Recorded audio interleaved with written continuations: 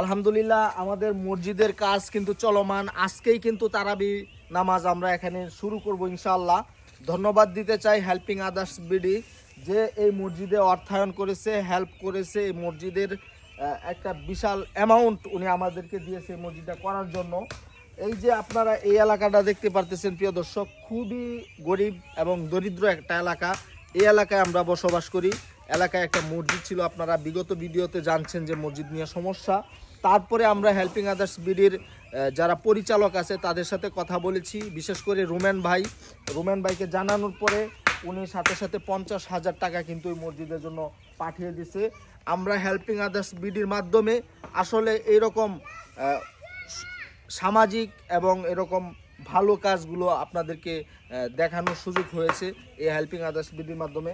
তো ইসমাইল ভাই, এই যে মসজিদ এটা করা হচ্ছে, এই মসজিদের মোট বাজেট কত ছিল এবং এখন কত টাকা খরচ হইতেছে? আসলে বাজেট তো আমরা করছিলাম 20-40,000 টাকা, এটার মধ্যে আমরা কইরালাম, কিন্তু আসলে প্রায় 1 লাখ টাকার মতন লাগিয়ে পড়তেছে।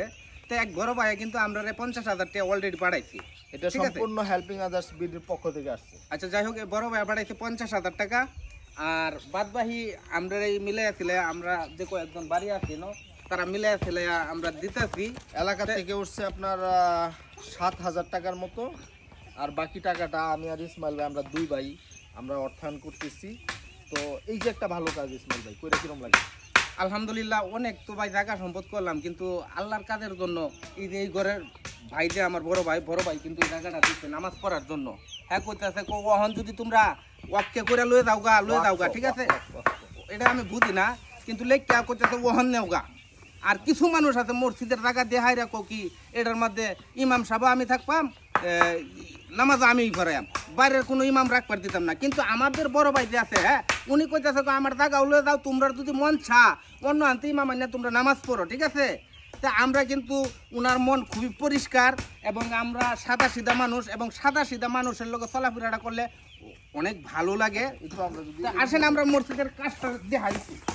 আচ্ছা তো দর্শক, এই যে এখানে ইমামের জন্য যে জায়গাটা এটা রাখা হচ্ছে এখানে, আর এই মসজিদটা হচ্ছে আপনার কয় হাত লম্বা? 14 হাত লম্বা, 8 হাত পাশ।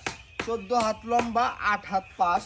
আর আরেকটা সুসংবাদ আপনাদেরকে জানাই দিতে চাই, আমরা এই সমাজের সবাই একত্রিত হয়েছি। সবার সিদ্ধান্ত ক্রমে এই মসজিদটা উঠতেছে, কারণ আমরা বিগত 1 বছর ধরে নামাজ মসজিদে গিয়ে পড়তে পারতেছি না। জুমার নামাজ বিভিন্ন জায়গায় পড়তে হয়। তো একজন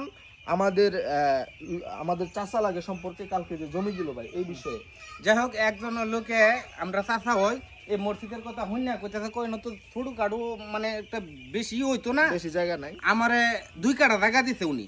ওই যে আমরা 2 কাঠা জায়গা দিছে, তা আমরা চেষ্টা করতেছি যে 2-3 বছর পরে আমরা ওই জায়গা তুলে দেম আর কি, ভালো হুজুরের সাথে জানা পরামর্শ করিয়া তারপরে আমরা একটা ব্যবস্থা করবাম। আমরা কিন্তু মসজিদের কাজ শুরু করার পরে অলরেডি জায়গাও পাইছি অর্থায়নের জন্য। হেল্পিং আদার্স বিডিকে আমাদের পাশে পাইছি, অসংখ্য ধন্যবাদ হেল্পিং আদার্স বিডিকে। এবং আমাদের এলাকাবাসীর শ্রম পাইছি, আমরা নিজেরা শ্রম দিতে পেরেছি, অর্থায়ন করে সহযোগিতা করতে পেরেছি। তো আমাদের কাজ মোটামুটি আসলে হুট করে সিদ্ধান্ত নেওয়ার কারণেই কাজটা আজকে এই পর্যন্ত হয়ে গেছে। কালকে শুরু করে দক্ষ মিস্ত্রি দ্বারা কিন্তু কাজটা করতেছে, তারা খুব ভালোভাবে কাজগুলো করতেছে। তো সবাই দোয়া করবেন। এই পর্যন্ত আপডেট আমি আপনাদেরকে জানাইলাম যে আমাদের মসজিদের কাজ এই পর্যন্ত হয়ে গেছে। কালকে সম্পূর্ণ মসজিদ যখন হবে তখন কালকে আপনাদেরকে আরেকটা আপডেট আমরা দিব।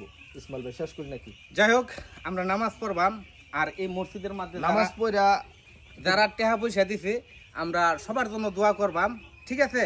আর সবাই আমার জন্য দোয়া করবেন যাতে আমরা এরকম কাজের মধ্যে হাত বাড়াইবার পারি সবাই। আমাদের এলাকাবাসীর পক্ষ থেকে আমাদের রোমান ভাইকে আন্তরিকভাবে অভিনন্দন, এবং আমাদের সকলের প্রতি থেকে আপনাকে অবশ্যই ভালোবাসা রইল ভাই।